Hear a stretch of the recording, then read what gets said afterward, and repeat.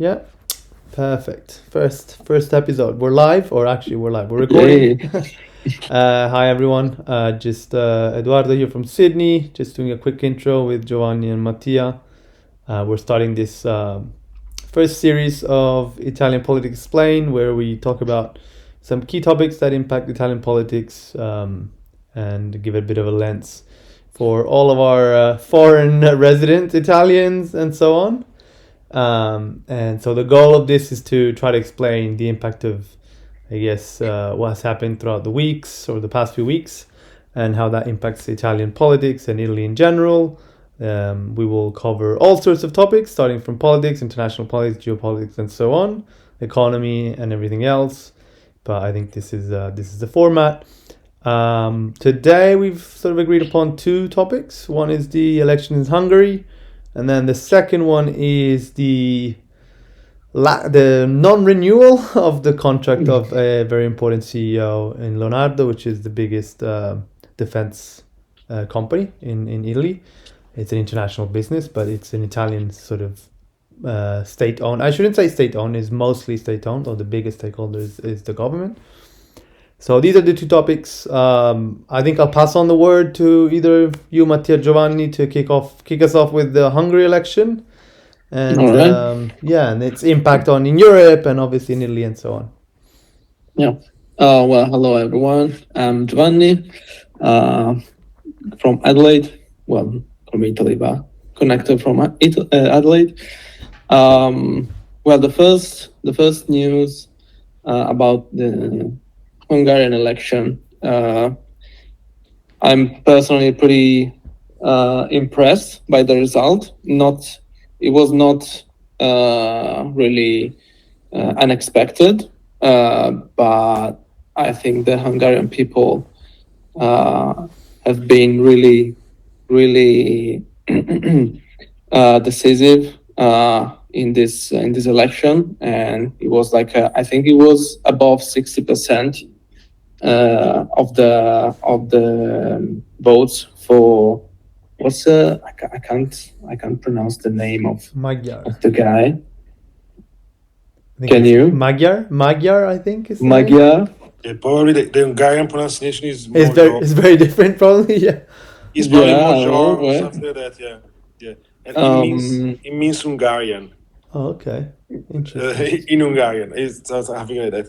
Yeah, but I think the two things are relevant to me. The first one, that of course it's a completely different change of pace, of direction in a way. Of course, we all know Hungary have been through a path of authoritarian leadership, but at the same time we are not going left. Let's say it's not a complete change.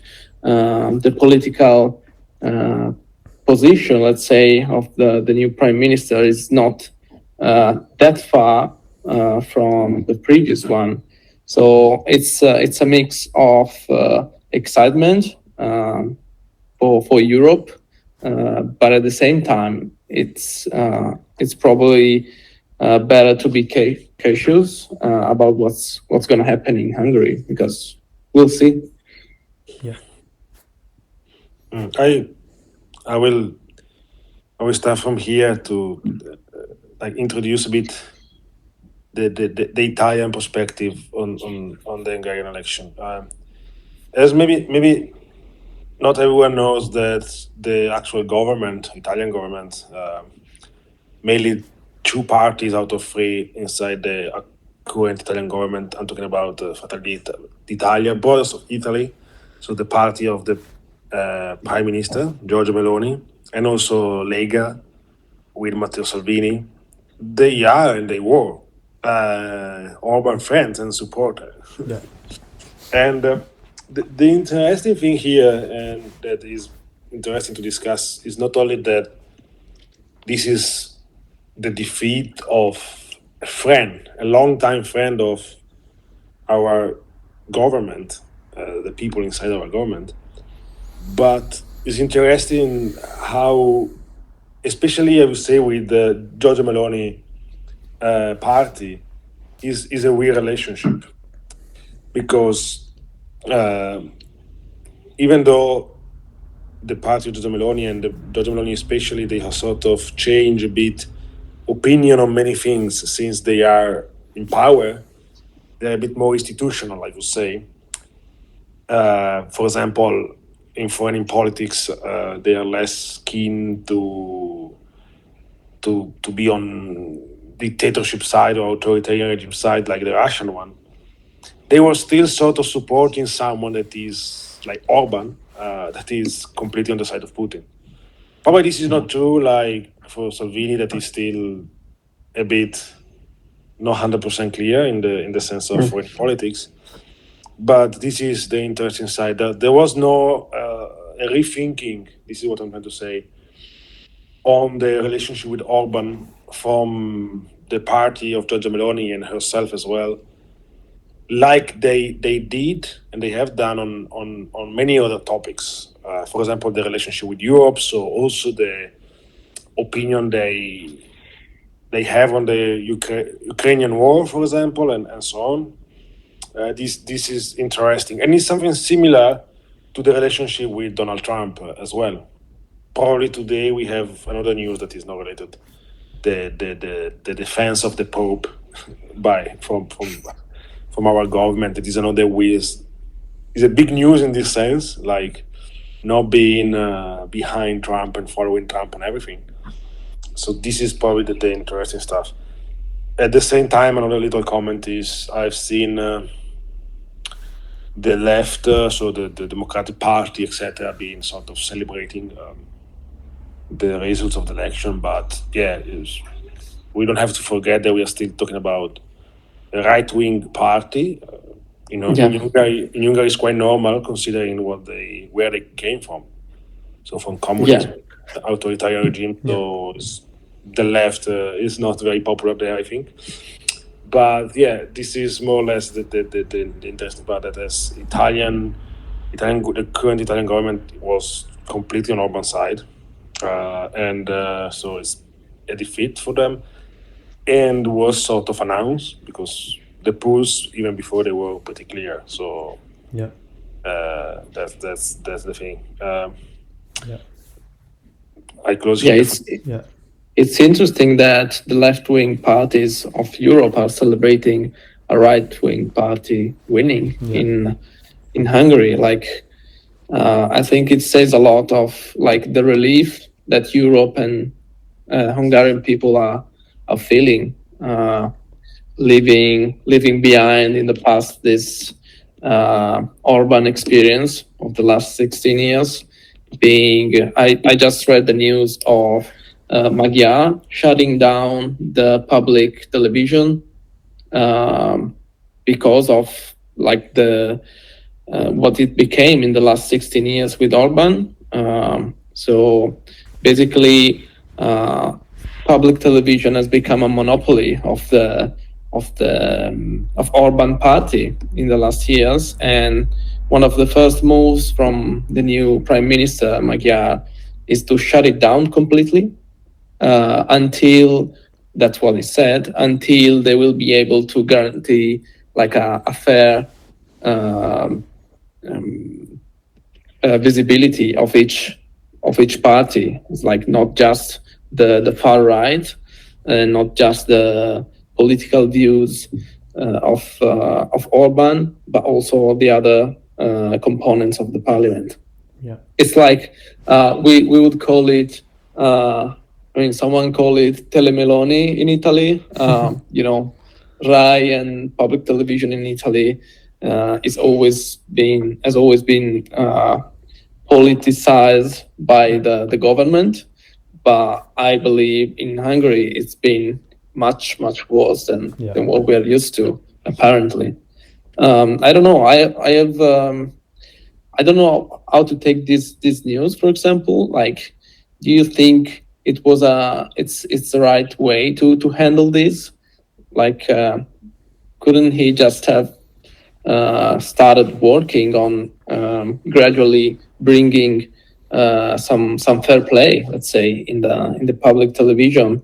I was a bit surprised that the decision was to shut it down completely.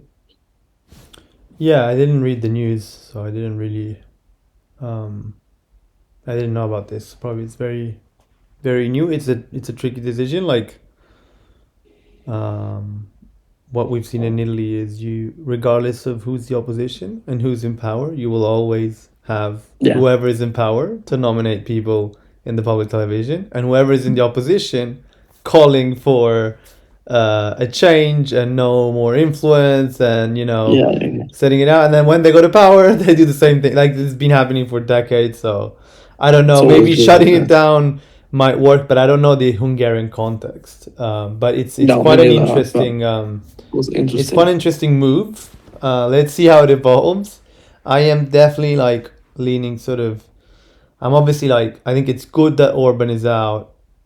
And that was quite a bit of a landslide. People were surprised that he admitted the loss pretty straight away. Yeah. And, like, he congratulated, which was a good sign, I guess. But the reason why, from an Italian perspective, I think it links back to two things that we were discussing.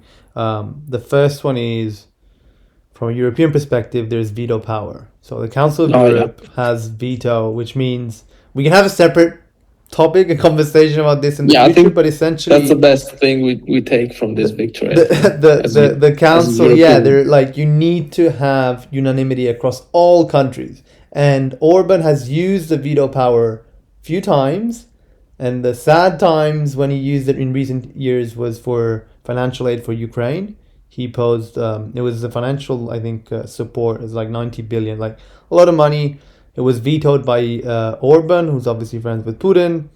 Now we hopefully have a better situation with the new person. I want to be cautious because, as we said, he's the right party. He's also someone who's been in the same party as Orbán for like decades.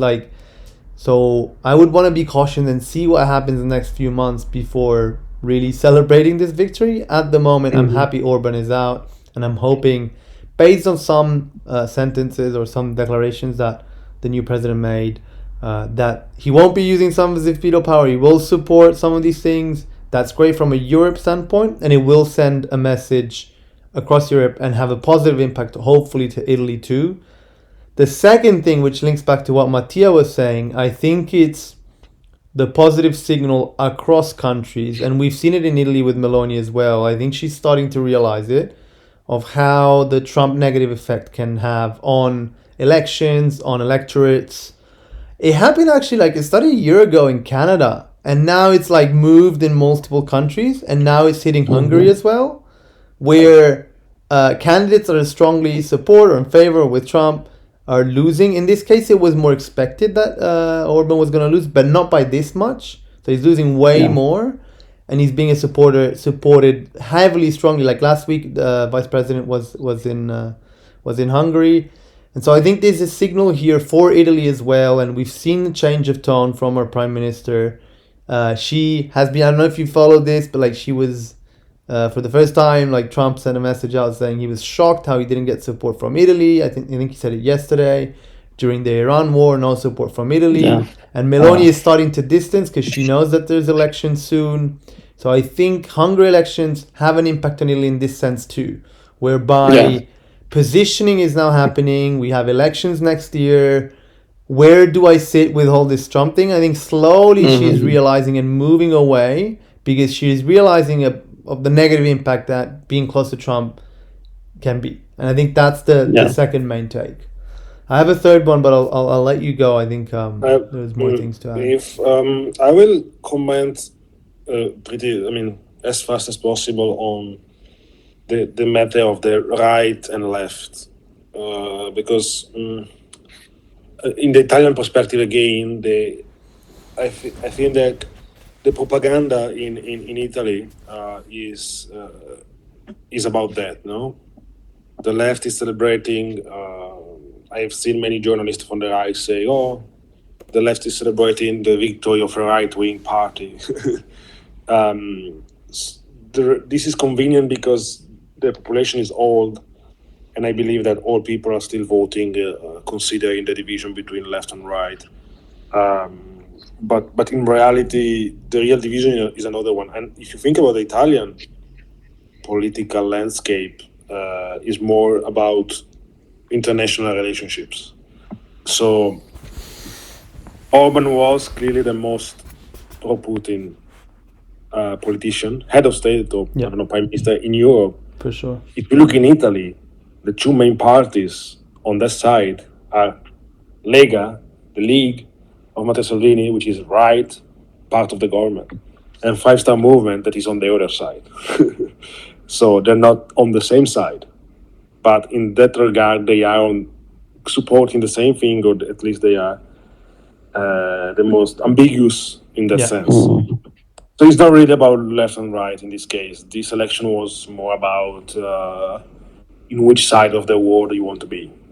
Or pro-Europe, less pro-Europe, and sort of like where do you want to, what direction do you want to go? Which is quite interesting because the winning prime minister has actually worked for European Union and has lived in Brussels for quite a while. So hopefully he got persuaded that things can be improved there and so on. One thing that scares me a little bit, and it's something that Italy and a lot of European big countries have done at a good level in the last few years, which is the gas imports from Russia dropped drastically a lot, and that's great. I think we're targeting to stop importing everything in the next few years. Hungary has not under Orbán, and they're still relying on 70 to 80%, I think the latest from 2024, 2025, of gas imports from Russia.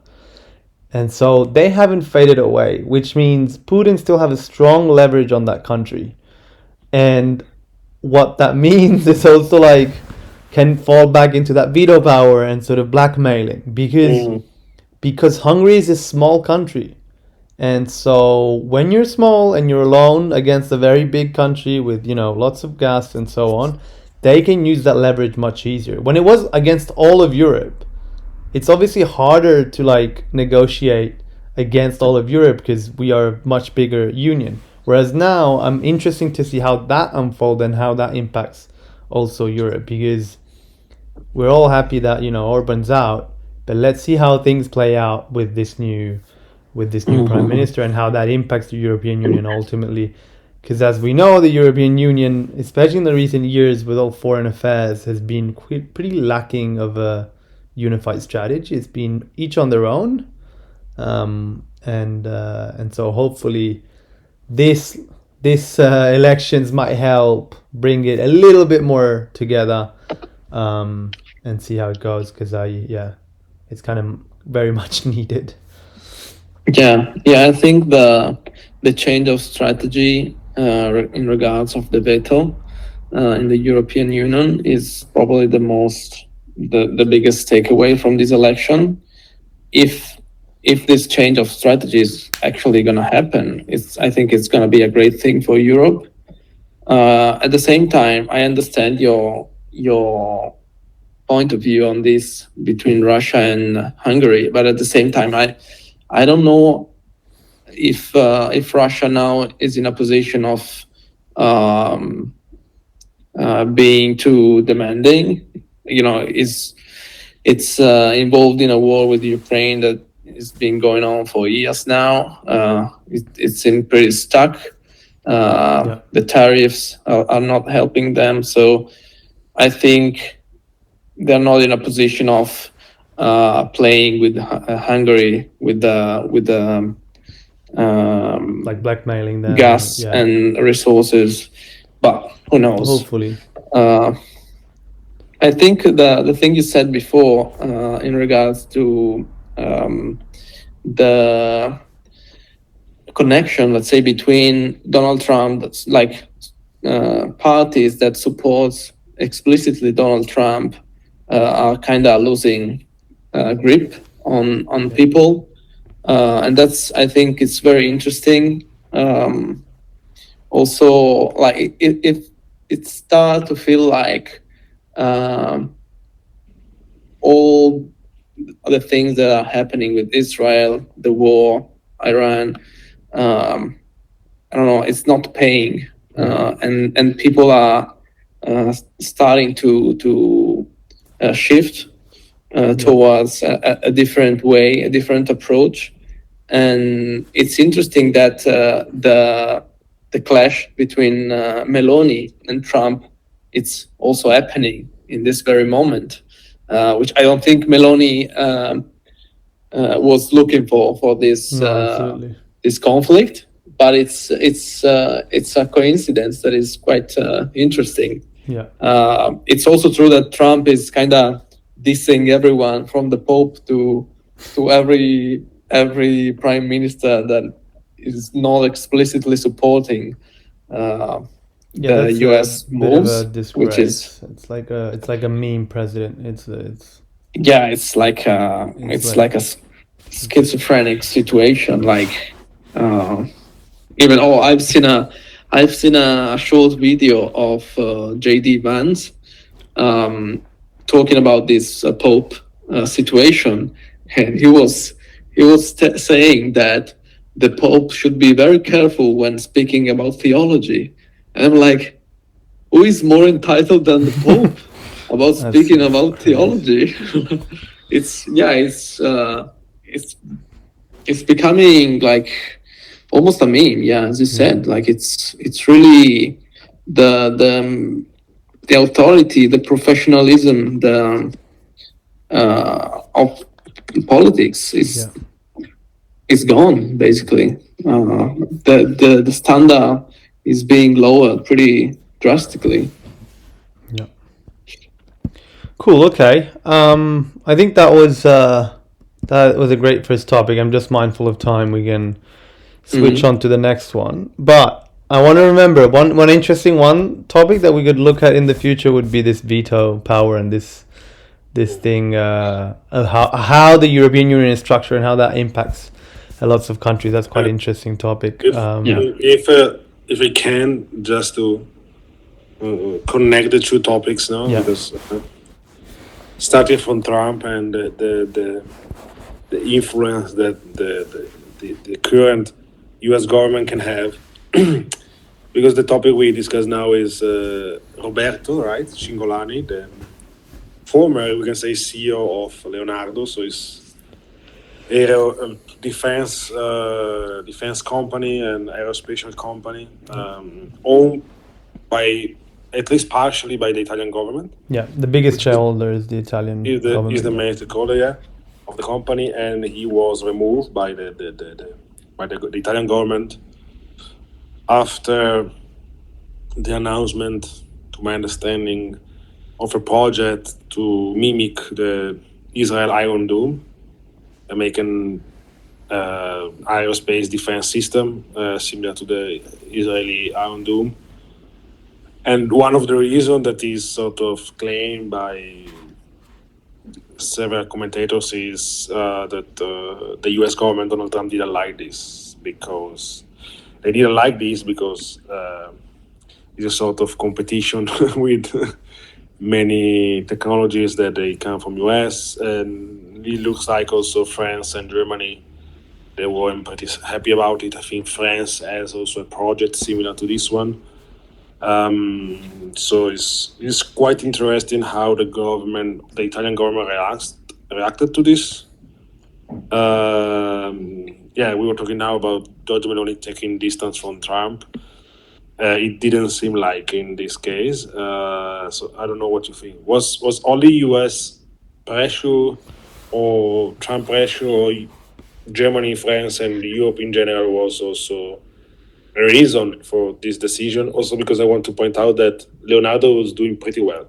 Yeah, that's the thing. So it's not that it was doing bad. It was doing pretty well.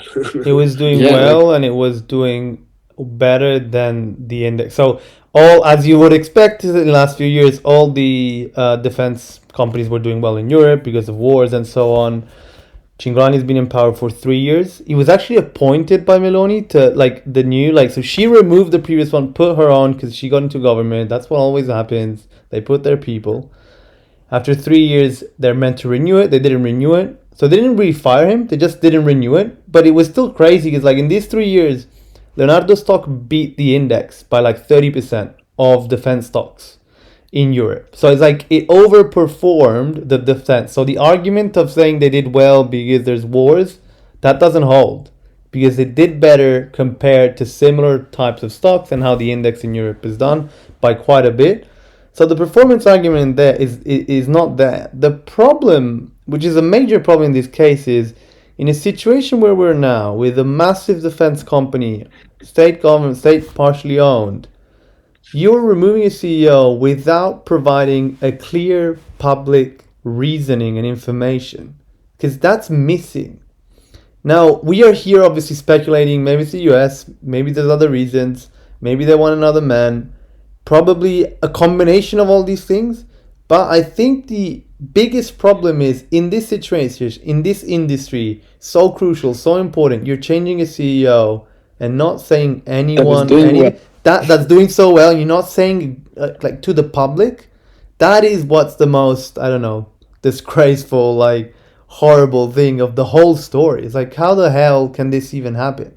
If can I, then I will leave to Giovanni to say something. But yeah, go for it. The interesting part here is that, again, you don't give a clear reason. You don't give a clear reason to why for the choice, and you let people speculate, and all the speculation are going towards is foreign pressure. Yeah. Can be US, can be European Union. Yeah. And this, and you sold yourself for all these years as a nationalist. So you should be a super, extremely nationalist government. And you let people say that this was done after foreign pressure. Cool. So is not very nationalist, I would say. Yeah. And you're letting people saying that without providing another reason to sort of don't let people say that you are not looking very nationalist, I would say. This is the interesting part to talk about. Yeah, I mean, coherence is not very common in Italian politicians, but I would say politicians in general. Yeah, I mean, I agree with you on everything. Like it's hard not to speculate because it's hard to see like a logical reason behind it. So if there's no logical reason, there has to be a non-logical one, which can be pressure, political pressure from third parties. Yeah. But yeah, it's all speculation, and I think Giorgia Meloni is doing with this situation using her usual strategy, which is not expressing herself, just letting things settle down. Same thing for Trump, calling her like not a traitor, but like complaining about her not supporting U.S. war. I don't think that Meloni is gonna enter the conversation, and I understand that more than this one, but it's difficult not to speculate and think that there's some sort of pressure from the outside, and I think this situation shows the limbo that Europe is in at this moment, talking about geopolitical decisions. We are not taking a clear position. We are splitted. On one side, you have Spain, for example, that is clearly anti-Israel, anti-US, anti-war in Iran.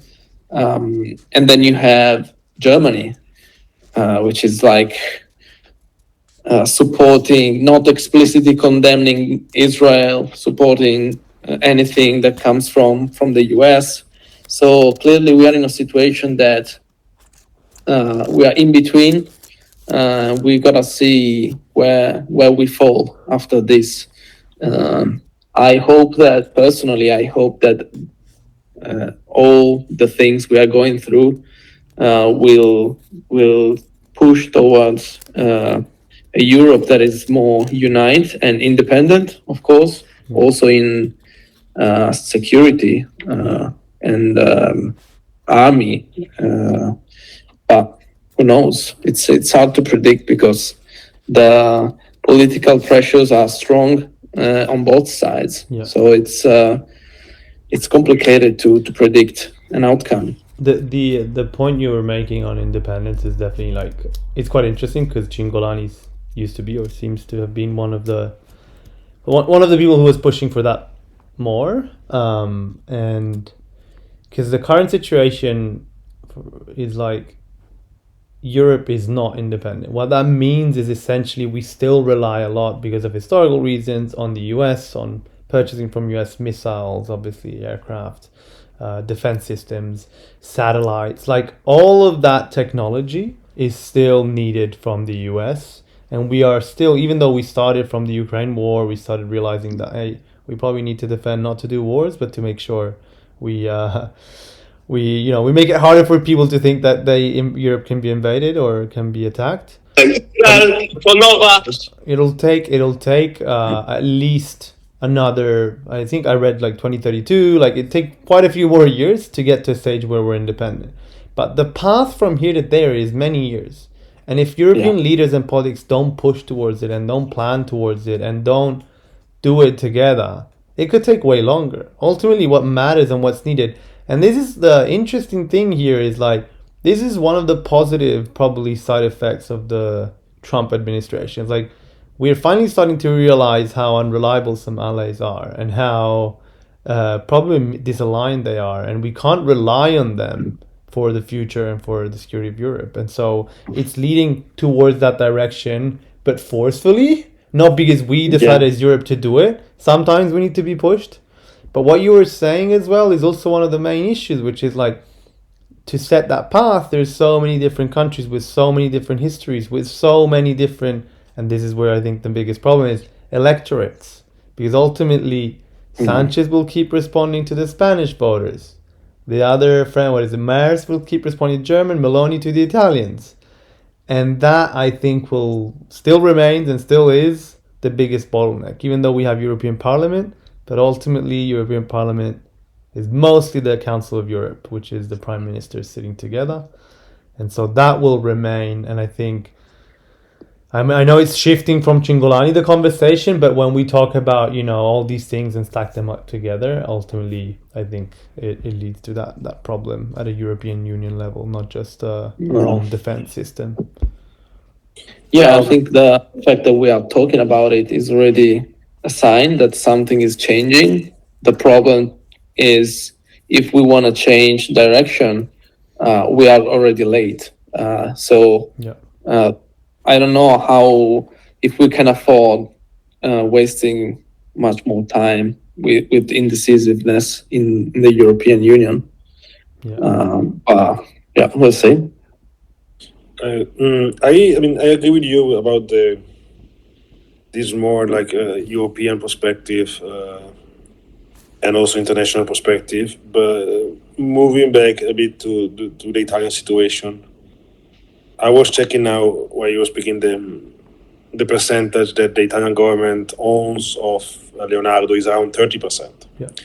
It's the biggest stakeholder, but the Italian government doesn't have more than 50%. Yeah. I do believe they have a sort of golden power. Yeah. Voting rights and so on. Yeah. So another interesting topic here would be to discuss how in Italy the Italian government owns a massive amount of companies, at least partially, and Leonardo is only one of the many, and in which usually there is a sort of golden power, even when the percentage is below the 50% of of ownership from the Italian government, and how this is a massive phenomenon in Italy compared to other countries. It's not the only country in the world, I guess, in this situation, but it's quite interesting where you have a company like Leonardo that is competing internationally in the field of defense, aerospace, and so on. There are 70% of shares owned by private entities, I assume, or at least partially. but with the 30% Italian government is controlling and deciding for everything, maybe like in this case, or even against the interest of the company, but putting in the interest of the government ideology or government position in that very moment. I think in front of the interest of the that's. company. I totally agree with that. I think that's a big problem on most industries. But we could have a conversation, I think an interesting conversation when it comes to defense. Because I agree on that. I don't think generally speaking, I don't think that's a good thing. Because it creates conflict of interest. It creates, I put my mate into that, board of directors and so on.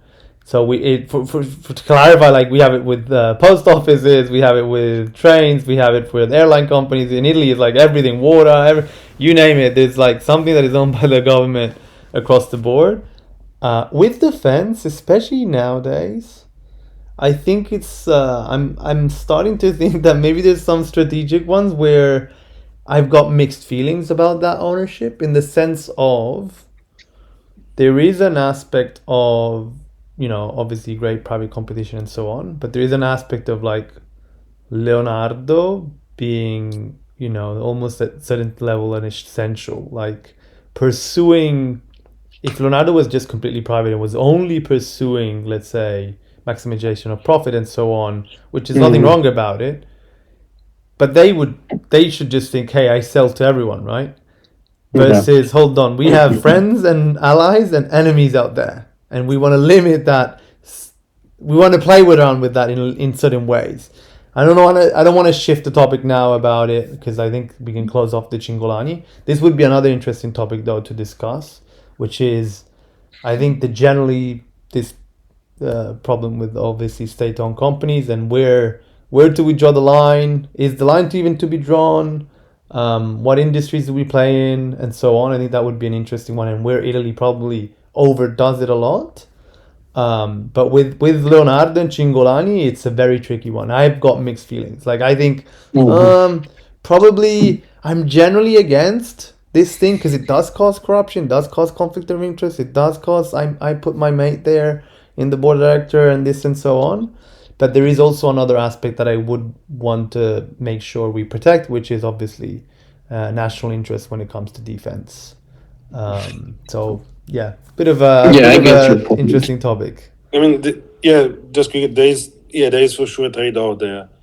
The only issue is to understand where it is, because in case of defense, you have the problem that you underlined about where you sell to, who you sell, the technology and so on.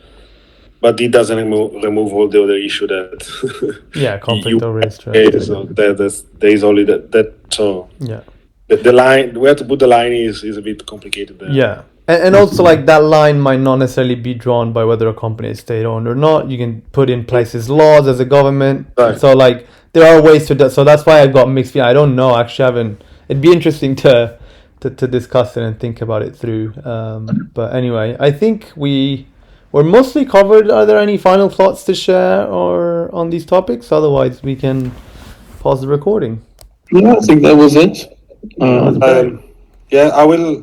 Maybe I will just look for some articles in English. Yeah. That they discussed about these topics, and we can add them to the descriptions. Yeah. So description for sure. Have a better overview about what we have talked about here. Yeah.